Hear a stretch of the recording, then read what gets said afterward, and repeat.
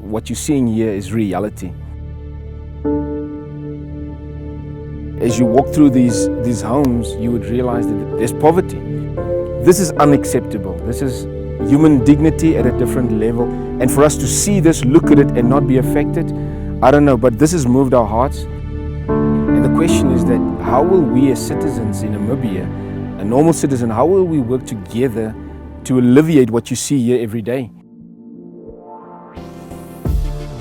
With the Namibians, they're not looking for a free meal. They're looking for training and equipping to empower them to elevate themselves.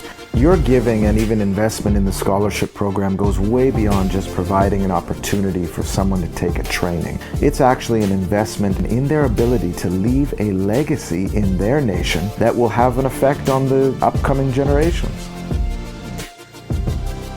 The next level for us is to gather the people around and start working with small groups of people as we build relationship, just bringing value in terms of teachings, training, small group setting, raising up few key leaders that would take responsibility for people in the community. They speak the language, they understand the culture.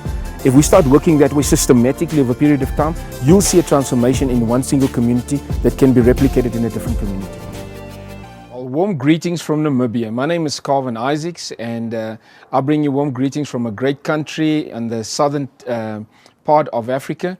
I just want to say to you, there's some great stuff happening in Namibia, and I'm the founder of the Fatherhood Foundation, and the partnering with Derek Schneider with the History Makers Academy. I'm so glad to partner with this great organization. I can only say to you, to be part of what's happening right now, and being at this conference, I want to say to you that don't miss out on what God is currently doing. To be part of this, I believe, is God's timing. It's your timing. Make it happen. Be part of it. Put your hand to the plow. Derek's coming to Namibia. It's his third time coming to Namibia, and we can already see a momentum building. We look at him coming back next year. In the short space that Derek has been here, he's been imparting such tremendous principles and values that has impacted our society. He's literally discipling nations, of which Namibia is one of them. I can only say to you, every participant that has joined us in this conference, sorry I can't be there, but hopefully next time. But just to connect with Derek, him being in Namibia, that makes all the difference in the world. I would like to say to you, what Derek has started, I believe, is he's a man from God. He's unselfish. He's building the kingdom of God. Be part of what God is doing. Take hands with him. Let's expand this kingdom of God all over the world. All right. Let's shift gears over to Namibia. We can't give all examples and testimonies. We have hundreds of them. And what many people don't know is that the History Makers Academy is designed to train and equip people, send them into society. And when we gather them in these 7 mountain cells, we consider them part of what's called the History Makers Society. So it's not a church, although it is the church beyond the 4 walls. It's a society. Societies have the power to impact and influence society, and we understand that. And I won't get into too much more on those lines. We'll make some announcements later, but the History Makers Society has a global goal. We have a goal of raising up 12,000 7 mountain cell groups across the world, 12,000, each with at least 10 history makers, 10 people who know their place of calling, have a legitimate ministry, they've organized the kingdom in some way where they're reaching people, and our goal is to raise up 120,000 legitimate history makers in our generation.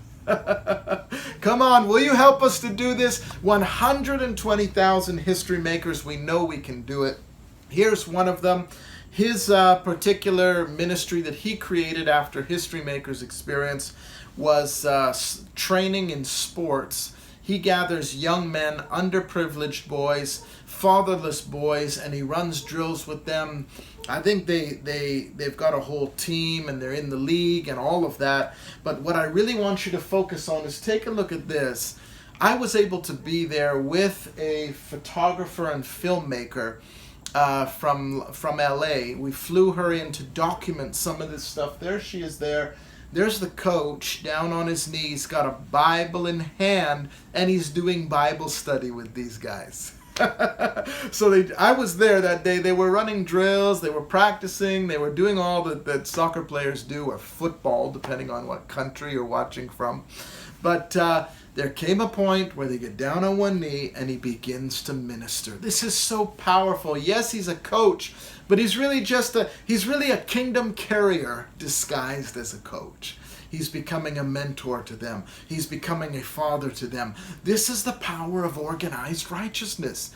Organized crime flourishes in societies because it's organized. Even though most people reject it, the police are trying to fight it, it thrives. The crime thrives because it's so sophisticated and organized. In the same way, we organize righteousness. We organize good. We organize the values of the kingdom in such a way that we're beyond the four walls of the church, occupying territory, occupying positions so that we can increase the engagement with individuals and reach them where they're at. We're tired of waiting for them to run to the church. Yes, we hope they'll come. Yes, when we minister to them there, we bring them to the local church because we believe in local church. But while we're waiting for the harvest to maybe one day send them all running to the church, we are going to them. Such a powerful photo. Here's another photo from Namibia. This particular man, although he's on crutches, he's sitting on a toilet in basically a toilet that was made that also has a shower function to it. There's plumbing here, okay? This shanty town outside of Windhoek, Namibia, didn't have this before. History makers and our transformation councils partnered with the Fatherhood Foundation led by Dr. Carvin Isaacs. He's actually our History Makers Academy director in Namibia, and we put this plumbing in, these toilets there. And why is this so amazing? Not just because they have plumbing, but women, when they'd get up in the night to use the washroom, they'd have to walk such a long distance to get there. They were being raped, they were being attacked. There was all kinds of things going on, all kinds of unrighteousness, and we were able to go in and put these toilets in place. This is so powerful. Do you know, when we were there, because of this, all of these things, I was given the opportunity to speak to their parliament, and that was mind-blowing. And I began to see the power of what it really means to disciple a nation. You know, that government had said, we have rejected and blocked, many evangelistic ministries from coming into the country because they hold big crusades, take up big offerings, and then leave the country and don't pay taxes. There's just not much done. And they said, we welcome History Maker Society here because you teach Namibians to build Namibia. This is the definition of discipling nations. Going in and serving, going in and being solution-oriented. This is the power of a 7-mountain cell group. We bring solutions to society's problems, and the solutions and the acts of service build relationships with secular society. The acts of service open doors for kingdom influence. They get so overcome by the message and the love and the principles of this kingdom that they want to meet the King, King Jesus.